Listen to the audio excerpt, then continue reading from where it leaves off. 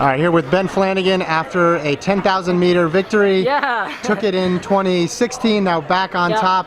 I mean, just how does it feel to go from winning it 2 years ago, finishing off the podium last year, now back on top as a fifth year? It feels really good. You know, every time I've been out to Big Tens, the goal is to win, right? And sometimes it happens, sometimes it doesn't. Today felt good. Legs were feeling great. You know, I know what it felt like to win from 2 years ago, and the past 2 years have been a little bit of a roller coaster up and down with a bunch of stuff. So it's good to be back up front. You know, it couldn't have gone any better today. I'm really happy. You said roller coaster, mostly injuries, or what's it been? Yeah, mostly injury. It's just been a little bit up and down. You know, after Big Tens 2016, when I won as a sophomore eligibility, we dealt with some injuries through the fall, kind of just up and down training, and then we were able to rally to get a spot in the line at Big Tens, but didn't have quite enough time to really accomplish what I wanted. So we modified the goals, and the goal was just get a point, and I snuck one in there that championship, and we were able to regroup for a good fall through the winter, and then come back for a chance to chase the title. So I'm happy it happened today. So 4 laps ago, I think you dropped to 65. Really? Pretty gutsy move. All total, I think last mile was 4:16 or 4:17-ish. Okay, I mean, awesome. It was every lap was faster than the one before it. Any concern that you went too soon? And I mean, those were some tense moments. Yeah, absolutely. I mean, I'll be honest, 2 weeks ago, I'm not sure if I could have ran 4:17 for a mile. So I'm happy to hear those splits. I didn't know them, and you know, that was kind of the way I wanted it to be. Once I started going, the legs started clipping off. It was like, you know, it's make or break at that point, right? So it's like I wasn't going to stop until I crossed the finish line. So no, as soon as I went, you know, maybe it was too early, maybe it wasn't, but I definitely wasn't going to let that cross my mind. It was just, you know, pedal to the metal until the final straightaway. So luckily we had enough gas in the tank. Yeah, did you look behind you at all? I did. I kept checking the screen. That was pretty helpful. And I saw there was one to go. I looked over at Sully and communicated with him.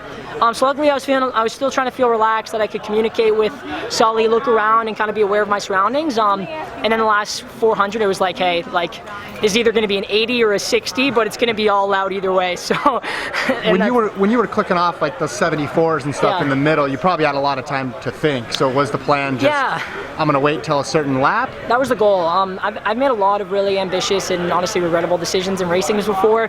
Just going way too early when I felt good. And, you know, regionals, the East Prelim is such a good experience for a race like this, where you're just really forced to be as patient as possible, because, you know, at the end of the day, you're against the guys who can drop 2 flat in the last 800, and you got to be ready to go. So I kind of took all those experiences with me in the heat, the long races that are slow at the front, and just focused on being patient. And, you know, when I wanted to go, I wanted to make sure I had it in a sustainable manner. So it was just instincts with 4 laps to go? Yeah, it was. Honestly, Ohio State athlete made a really ambitious move from, I don't know what it would have been, 4 to 3.5 to go.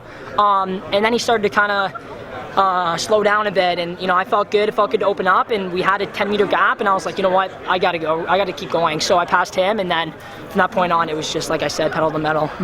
And Michigan gets the sweep tonight, men's and women's. Yeah, I guess 10K. so. Did you see Erin's race at all? I did. Pretty Erin dramatic. Is a total. She's phenomenal. I had to watch my language. She's a total bad, you know what I'm gonna say, but like, she's got so much experience. You know, everyone, you know Erin Finn, right? She can hammer, and just what she's accomplished in her career here has been absolutely amazing. And you know, it's only completely fitting for her to finish off her Big Ten career with a title, because honestly, she's had one of the best Michigan careers of any female that's ever been through the program. Watching her push herself To that level, though, was that a little bit, was it inspiring or kind of intimidating with the conditions? That's a good question. Both.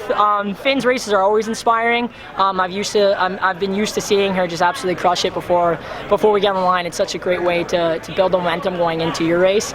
I was aware when she started, you know, collapsed past the finish line, had to regroup. I knew it was going to be pretty toasty out there.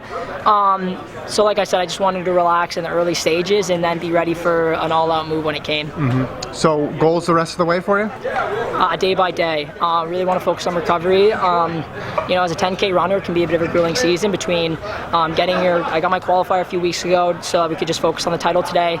Got that. Next step's regionals, and it's just getting in that top 12. So we're going to do what we can to, first of all, recover, and then gear up to make sure we can find a ticket to Eugene. And then once we get there, we'll see where the body's at, we'll see where the fitness at, and you know, there's no limits really.